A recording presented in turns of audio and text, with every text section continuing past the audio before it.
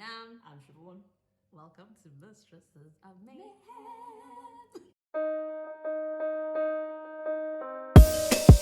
This episode it's sort of like a powwow debrief session on the channel and our experience so far. It's been 3 months since we started on this journey. Let us know your thoughts about our videos. Let us know what you want to see more of, what you liked the best, How it's affected you, how it's helped you. What we realized is there is an unintentional fallout from our side as well. Besides liver damage. I'm kidding. livid. That is hilarious.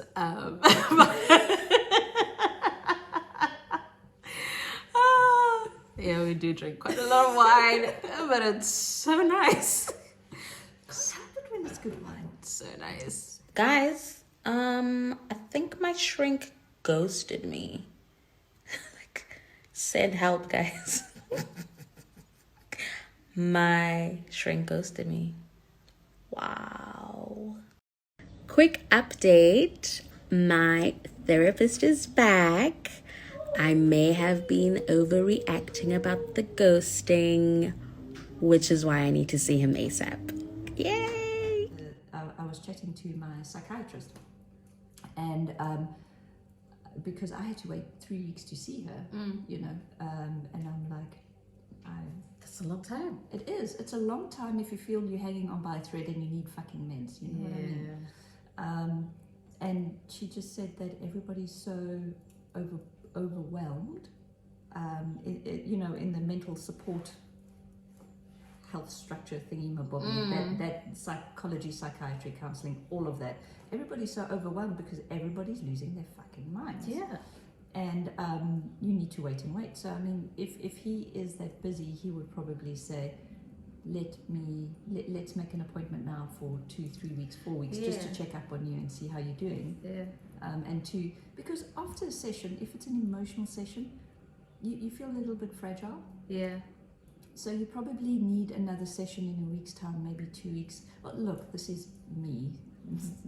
This is how I work. Yeah. I'm just talking generally, and I'm sure a lot of people don't work like that. But with me, after a session, if it's been an emotional one, because sometimes you have ones where you're like, Yeah. I'm rocking therapy, I'm beating the shit, I'm going to level up. And the next one, you're like, Betty, fix me.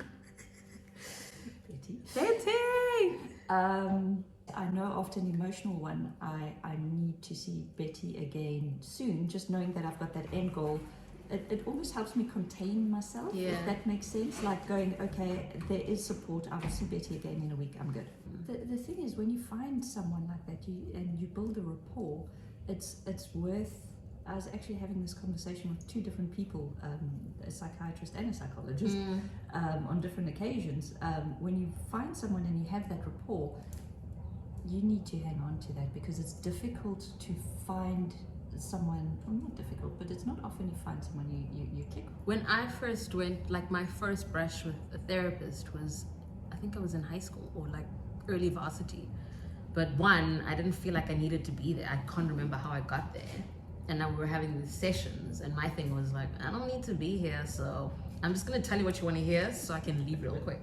I didn't feel like I could be in that space and actually use it, because I was just like, I don't know why I'm here, so bye. So a lot of people think that way. I think everybody in the world needs therapy. I do believe so, because I think we all fucked up in our own ways, and we all have suffered trauma in our own ways. Yeah. But so we were discussing this the other day, and I don't know if my mom refused to go to therapy. She needed it. Mm-hmm. If there was one person in the world that needed therapy, it was my mom. Awesome lady, but hell of a life, very troubled, issues.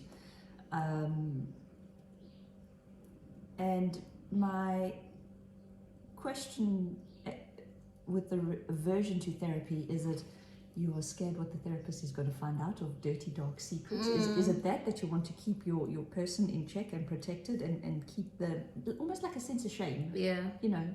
that you don't want to share it? Or is it that people think you're crazy? So is it more the stigma or is it more the shame?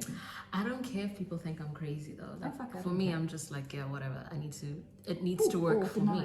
Or denial. Going, yeah, my shit is not that, I'm okay. Yeah, I think earlier on, I used to think that way. Like, I'm not that crazy to need someone to speak to. I can figure it out how to solve this shit, which is probably when I needed it the most. Whereas now, because I went out seeking for it, I'm like, because I was like, I can see all these things happening in my life. I don't know how to deal with them. I'm bombarding my husband and my friends because I'm like, it's kind of not fair piling my shit on them because I don't know how to deal with it, and I'm not sure if they know how to deal with it too. Even if it's, do they even have a responsibility to help me through it? Yeah. Whereas I can go to someone who does this shit for a living, and say, this is where I'm at. What is it? Can we name it? Yeah. So I can figure out how to get over it so that I don't find myself in this space again. Or if I do, I have the coping mechanisms. That's the thing, the coping mechanisms, and then you grow. Yeah. So that's the space I found. I mean, when I had my first session with Musa, I was like, this is where, because he was like, so why are you here? Why did you want to do this? And I was like, because I'm going through a lot and I don't know what it is. I don't know why I'm feeling this way. It just feels like I'm going through a lot and I don't know how to explain it, and I feel like I'm going crazy. Yeah. And he's like, well, we'll unpack it. Yes.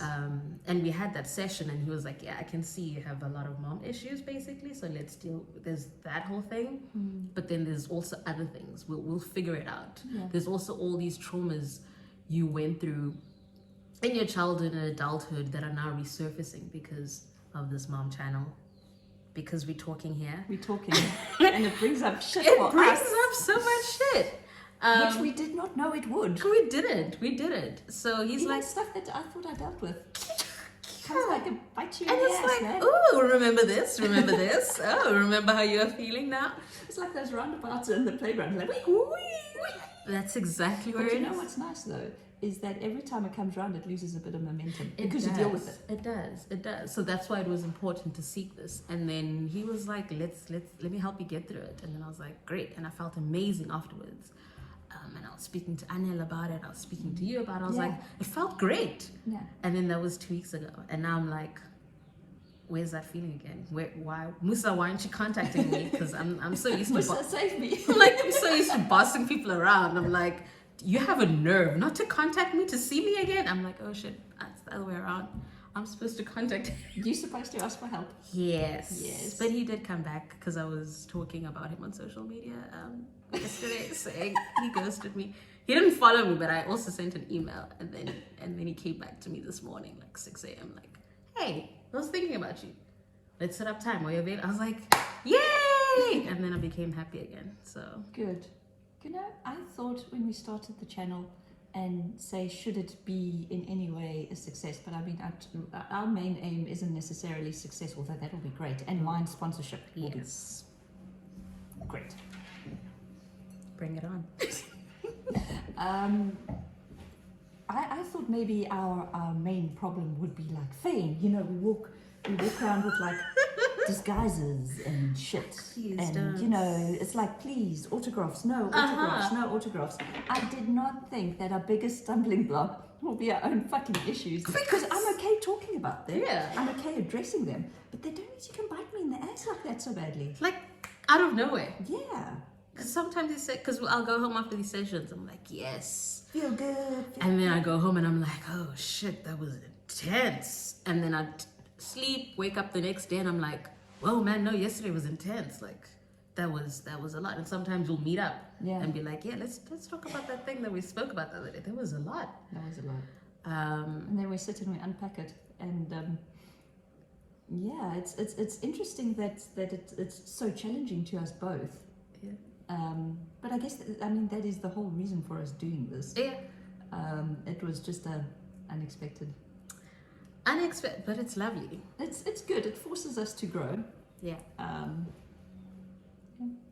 Painful. Growth is painful. I mean, it wouldn't be growth. Why does it need to be painful? Why can't it be like, yay?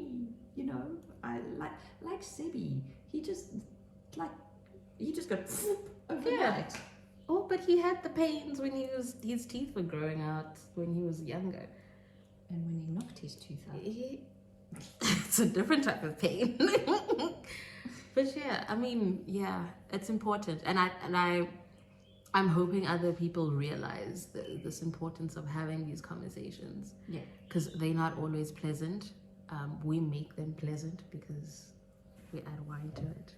And also just because we love And also, yeah. chatting to each other. It comes naturally to us.